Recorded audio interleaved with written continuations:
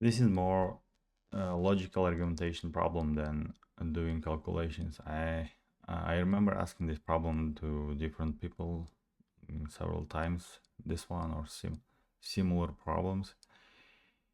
Usually what you get is a lot of bunch of notations in letters, variables, and then doing ratios and different stuff. But yeah, that's one way to deal with this type of with this problem particularly. But if you look closer and then do correct argumentation, you can just prove the problem without any ratio calculations. So the statement is the following: you have two containers, and then the containers, I would say, like large enough to contain both milk and coffee. I would say. Let's say we have some amount of milk here, of coffee, say, and then same amount of milk. So amount of milk and then coffee, let's say A in both of them. They are same. So you are allowed to pour any amount of liquid from one glass to another. You can just like keep pouring between each other. And the question is it possible to make, after several such pourings, to make amount of milk is more than coffee in the first container? So can you make it such something like this? Like a scenario where you have like less coffee and more milk. Is it possible to do this? So initially there is no milk, only coffee. But you keep mixing, and is it possible, like the concentration, the mix on the first container has more milk than coffee? So you have only these two. You don't have a third container where you could just pour out the coffee and then put the milk. It's not possible, just mixing between these two containers only. You can, so one way to prove the idea is take a more general case. Imagine that you have like same amount, so like same amount of coffee and milk, but the first container has more coffee than milk. So imagine something like this, more general situation. Uh, let's say, let's work it like this. The first container, say the second one. Imagine the first one has some coffee and a little bit milk.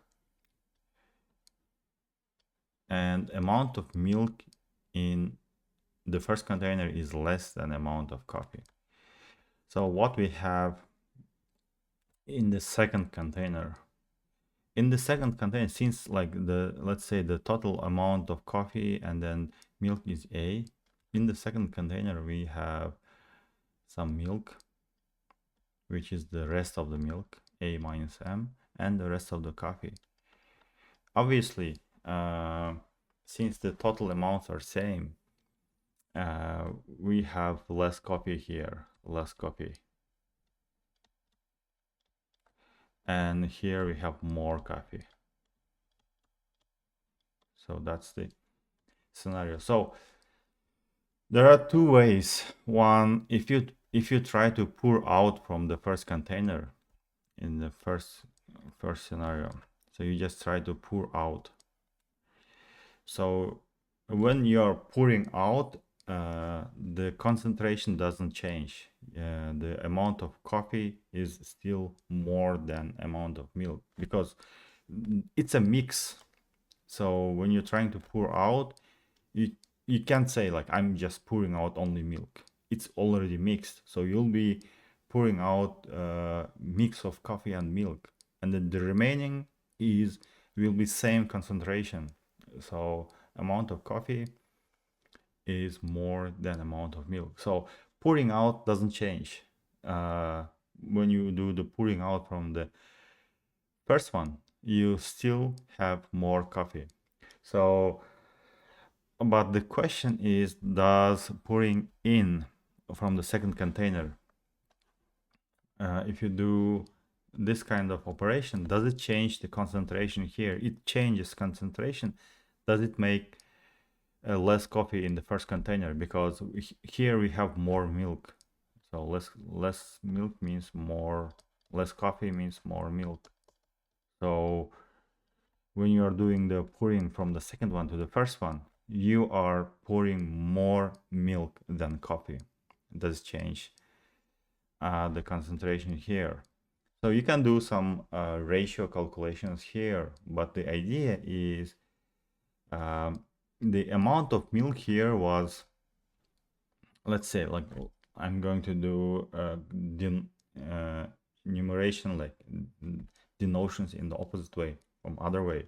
So let's say amount of milk is X here, and then amount of coffee is Y, which is like, instead of saying A minus C, A minus Y.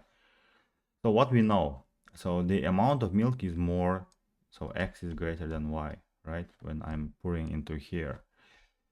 So what happens after, so after pouring out some amount of mix to the first one, you will be left with some y1 y amount of y1, let's say y1, and x1 amount of milk and coffee, right?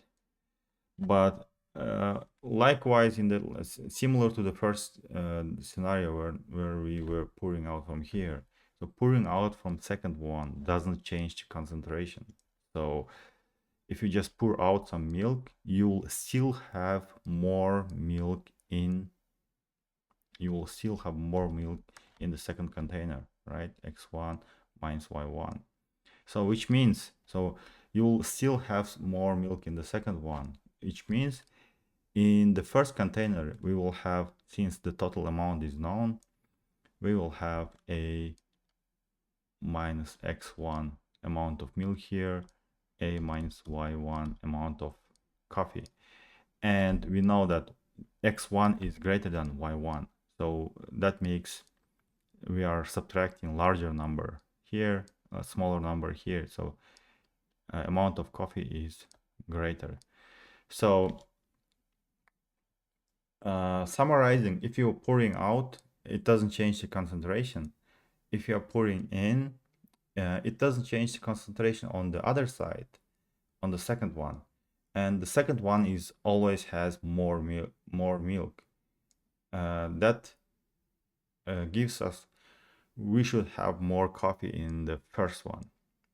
So the answer to this one is, like, if you make the statements like properly, like if you are able to build like proper several statements, you can easily say that it's not possible to make the amount of coffee in the first container more than amount of milk in the first container.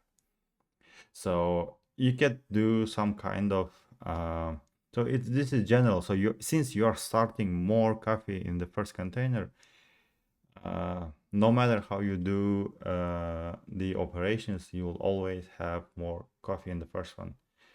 So you could try to do this with some ratio calculations and then do like inequality comparisons, but I hope this is much easier to without calculations, and then to explain the reason why coffee is more.